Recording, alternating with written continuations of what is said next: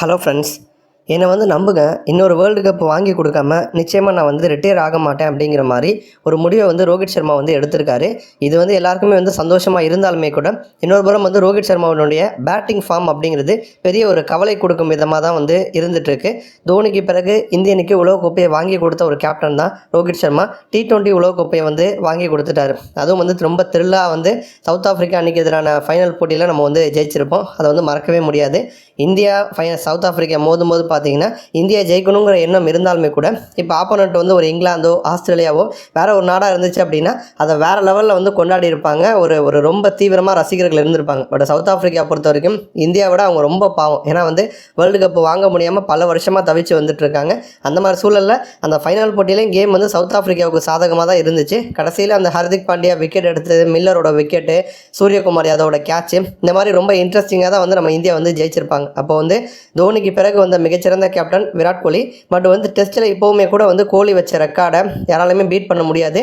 கோலி கேப்டனாக இருந்தப்போ டெஸ்ட்டோட புகழோட உச்சிக்கு இந்தியா போனாங்க. பட் இருந்தாலும் விராட் கோலியால் கோப்பையை வாங்கி கொடுக்க முடியலை. விராட் கோலிக்கு பிறகு கேப்டனாக பொறுப்பேற்றுக்கிட்ட ரோஹித் சர்மா இந்திய அணிக்கு T20 உலகக்கோப்பையை வாங்கி கொடுத்துட்டாரு. ரோஹித்துக்கு பிறகு அடுத்த கேப்டன் அப்படின்னு பார்க்குறப்ப அந்த வரிசையில் ரிஷப் பண்ட், சுமன் கில், சூரியகுமார் யாதவ், ஹர்திக் பாண்டியா, KL ராகுல் அப்படின்னு ஒரு லிஸ்ட்டே இருக்குது. ஏன்னா அந்தளவுக்கு திறமையான பிளேயர்ஸ் வந்துக்கிட்டே வந்திருக்காங்க. இப்போ ரோஹித் கோலி அப்படிங்கிறப்ப இவங்க 2 பேர் தான், இவங்களை நம்பி தான் டீம்னு இருந்துச்சு. பட் இப்போ இவங்க 2 பேரை தவிர்த்துட்டு டீமில் இருக்க மற்ற எல்லாருமே செமையாக ஆடிட்டு இருக்காங்க. ஜெய்ஸ்வால் இந்த லாஸ்ட் கேமில் 4வது டெஸ்ட்டில் கூட 2 இன்னிங்ஸில் நல்லா ஆடினார். ரிஷப் பண்ட் மேலே 2வது இன்னிங்ஸில் அதிரடியாக ஆட ட்ரை பண்ணி அவுட் ஆனதை பற்றி விமர்சனம் வச்சாலுமே அவர் ஜெய்ஸ்வாலுக்கு பிறகு அதிக ரன்கள் அடிச்சிருக்காரு. 30 ரன் சேர்த்திருக்காரு. நிதிஷ் ரெட்டி நல்லா ஆடிருக்காரு. நல்லா ஆடின கில்ல வெளில உட்கார வச்சுட்டு ரோஹித் 6வது இடம் ஓப்பனிங் அப்படின்னு மாற்றி ஆடியுமே கூட பெருசாக ரன்கள் சேர்க்கல. ஒரு கட்டத்தில் எப்படி கொண்டு போயிட்டாங்க அப்படின்னா, ஆஸ்திரேலியா அணியில் நாதன் லயன் இருக்கார். அவர்லாம் பவுலரு. அவர் அடித்த ரன்களை விட ரோஹித் அடித்த ரன்கள் கம்மியாக இருக்குது அப்படிங்கிற மாதிரி அந்த மாதிரி கொண்டு போயிட்டாங்க. அவர் பவுலர். ஆஸ்திரேலியா அணியில் பவுலர்கள் அதிக பால் பிடிச்சிருக்காங்க. இப்போ ஸ்டார்க் எடுத்துக்கலாம், நாதன் லைன்லாம் எடுத்துக்கிட்டோன்னா 30, 40 பால், 50 பால், 100 பால்னு பிடிக்கிறாங்க. பட் ரோஹித் சர்மா பார்த்தீங்க அப்படின்னா அதிகபட்சம் 20, 30 பால் தான். அதிகபட்ச ரன்கள்னால் ஒரு 10 ரன் கூட அடிக்க மாட்டார். அவுட் ஆகிட்டு வெளில போயிடுறாரு. அந்த மாதிரி சூழலில் ரோஹித் சர்மா இனிமேல் அவருடைய டைம் முடிஞ்சு போச்சு, இவரெல்லாம் இனிமேல் ஆட வேணாம், ரிட்டையர் ஆகட்டும் அப்படிங்கிற மாதிரி அவர் மேலே அழுத்தங்கள் வந்துட்டுருக்கு.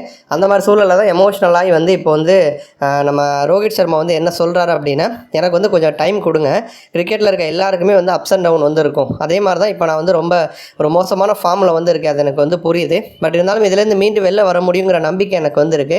இந்திய அணிக்கு என்னால் முடிஞ்சதை தொடர்ந்து கொடுக்கணும். ஒரு 40 வயசு வரைக்கும் கூட நான் ஆட ரெடி. ஆனால் இன்னொரு வேர்ல்டு கப்பை இந்தியாவுக்கு வாங்கி கொடுக்கணும் அப்படிங்கிற ஒரு உத்வேகம், ஒரு வெறியோடு நான் இருக்கேன்.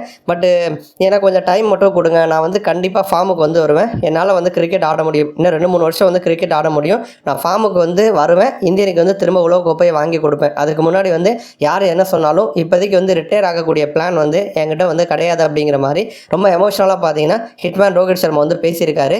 நன்றி.